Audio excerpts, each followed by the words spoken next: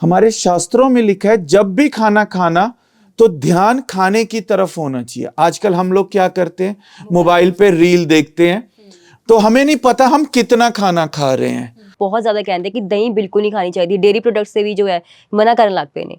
अगर हम रात को दही खा के सो जाएंगे, हमारे शरीर में जमेगा, जिसके कारण शरीर में अकड़न पैदा होगी। तो मैं ये तो जरूर कहता हूं कि रात को दही नहीं खाना चाहिए। डेयरी प्रोडक्ट्स की बात की, पनीर भी नहीं खाना चाहिए। जब आपका पेट भर जाए, आपको लगे कि अब मेरा से और नहीं खाया जाएगा या मैं ओवरलोड हो जाऊंगा, उसको छोड़ दो। जूस की मशीन है, ज्यादा किन्नू भी डाल दें जूस निकालने के टाइम, वो चलती नहीं है। या गन्ने की मशीन में ज्यादा गन्ने भी डाल दें, वो घूम नहीं पाती। उसी तरीके से हमारा पेट है। तो मैं यही कहूंगा, चाहे दिन में 4 बारी खाओ, चाहे दिन में 5 बारी खाओ, थोड़ा थोड़ा खाओ, उसको डाइजेस्ट होने दिया जाए। खाना खाने के बाद हमें आधा पौना घंटा सैर जरूर करनी चाहिए। सर रात ਵੇਲੇ ਵੀ ਕਹਿੰਦੇ ਕਿ ਮਤਲਬ 7 ਵਜੇ 8 ਵਜੇ ਤੋਂ ਬਾਅਦ ਸਾਨੂੰ ਖਾਣਾ ਨਹੀਂ ਖਾਣਾ ਚਾਹੀਦਾ ਤੇ ਰਾਤੀ ਦਹੀਂ ਨੂੰ ਬਹੁਤ ਜ਼ਿਆਦਾ ਕਹਿੰਦੇ ਕਿ ਦਹੀਂ ਬਿਲਕੁਲ ਨਹੀਂ ਖਾਣੀ ਚਾਹੀਦੀ, ਡੇਰੀ ਪ੍ਰੋਡਕਟਸ से भी जो है मना ਕਰਨ ਲੱਗ ਪਏ ਨੇ, ਉਹਦੇ ਬਾਰੇ ਸਰ ਦੱਸੋ। पहले 2 बातें की आपने, 7 जी। और 8 के बाद और दही। जी। तो मैम देखिए, 7 और 8 का मतलब ये है, ताकि देखो पुराने जमाने में क्या होता था, एक तो लाइट नहीं होती थी, तो बोला जाता था कि चानने में खाना खा लो। और दूसरी बात, अगर हम ये बात करें कि 7 अब लाइट आ गई है, खाना खा लेते हैं, ठीक है जी। हमारा जर्नली सोने का टाइम क्या है, 10 बजे। एवरेज लोगों का 10, 10:30 या 11 इस टाइम पे सो जाना चाहिए। खाना खाने के बाद हमें आधा पौना घंटा सैर जरूर करनी चाहिए। मैं अपने सारे पेशेंट्स को कहता हूं कि खाना खाने के बाद सैर करो, और इस सैर को तेजी में नहीं करना, जिसको हम ब्रिस्क वॉक कहते हैं, वो नहीं, टहलना है आराम से, तसल्ली से। वॉक वाइल टॉक, मैंने ये नाम दिया है, वॉक वाइल टॉक। जब आप सैर कर रहे हो खाने के बाद, जैसे सपोज आप और आपके हस्बैंड सैर कर रहे हैं, मैं और मेरी मिसेस सैर कर रहे हैं, कोई भी 2 जने सैर कर रहे हैं, तो एक तो हमारा मेटाबॉलिज्म फास्ट होगा। जब मेटाबॉलिज्म फास्ट होगा, खाना पचेगा। खाना पचेगा तो हम 2 बातें करेंगे, दुख सुख शेयर करेंगे, तो हमारा स्ट्रेस भी नहीं होगा। कह लो पूरा शरीर ही ठीक रहेगा, डाइजेशन भी ठीक रहेगा। जब डाइजेशन ठीक रहेगा तो हमारे मसल्स ठीक रहेंगे, और हम जब 2 बातें करेंगे, दुख सुख शेयर करेंगे, तो अंदर की टेंशन भी खत्म हो जाएगी। टेंशन भी खत्म हो जाएगी जी। तो ये है। अब दूसरी बात, दूसरा क्या किया था आपने, दही। दही का रात को दही क्यों नहीं खाना चाहिए? देखो जी, दही रात को दही गाढ़ा होता है, दही से कफ वृद्धि होती है। आयुर्वेद में 3 दोष बोले गए हैं, वाता पित्ता कफा। अगर हम रात को दही खा के सो जाएंगे, या दही जो कफ है उसको डाइजेस्ट होने में टाइम लगता है। जो भी कफ दोष वाली चीजें हैं, मीठा, दही, इनको डाइजेस्ट होने में थोड़ा टाइम लगता है as compare to other things. तो हम खाना खा के सो जाएंगे, वो हमारे शरीर में जमेगा, जिसके कारण शरीर में अकड़न पैदा होगी। तो मैं ये तो जरूर कहता हूं कि रात को दही नहीं खाना चाहिए। दूध, आपने मिल्क डेयरी प्रोडक्ट्स की बात की, पनीर भी नहीं खाना चाहिए। दूध जरूर ले लें, क्योंकि दूध एक विरेचनीय द्रव्य है, उससे हमें, कई लोगों को लूज मोशन बड़ी जल्दी लग जाती है। तो ये है, अगर रात को सोते समय दूध लेंगे, सुबह हमारा पेट अच्छे से साफ होगा। सर विरुद्ध आहार बारे भी थोड़ी सी जानकारी दो सर।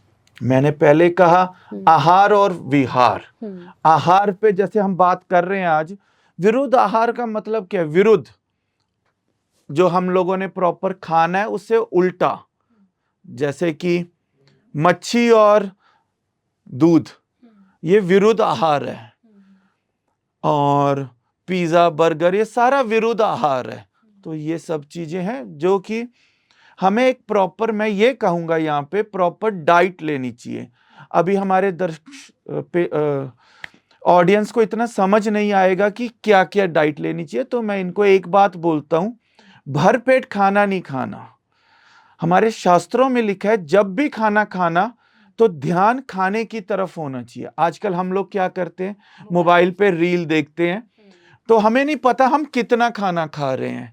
हम लोग रील देखते हैं और ऐसे खाना खा रहे हैं, हमें नहीं पता हम कितनी दाल ले रहे हैं, ठीक है जी। तो मेरा एक ये जरूर कहूंगा, खाना खाते वक्त कुछ सब पूरा ध्यान खाने की तरफ होना चाहिए। अब मैं अपनी पहले वाली बात पे आता हूं कि भरपेट खाना नहीं खाना। जब आपको फील हो, मैं किसी चलो, जब आपको फील हो कि हमारा पेट अब एक रोटी से अगर खाएंगे तो ओवरलोड हो जाएगा या आधा भर गया है, तो खाने को छोड़ दो। अब बात यहां पे आती है कि क्या कहते हैं, मेरे को पास पेशेंट आके बोलते हैं कि मैं तो जी एक रोटी खाती हूँ, मैं 2 रोटी खाती हूँ, मुझे उससे मतलब नहीं है कौन कितनी रोटी खा रहा है। क्यों? मैं किसी के घर जाके किसी रोटी का साइज और डायमीटर या मोटाई नहीं देख के आया, ठीक है ना। तो आपने खुद ने देखना है कि जब आपका पेट भर जाए, आपको लगे कि अब मेरा से और नहीं खाया जाएगा या मैं ओवरलोड हो जाऊंगा, उसको छोड़ दो। क्यों मैं ये कह रहा हूं? हमारा जो पेट है एक मुट्ठी जितना है, उसको 3 भागों में, हम शास्त्रों में बोला गया है कि 3 भागों में डिवाइड करना है। सबसे नीचे सॉलिड, फिर लिक्विड, फिर गैस। मैं वैसे ही कह रहा हूं, जब हमें लगे कि हमारा पेट आधा भर गया है, तो खाना छोड़ दो। ये है।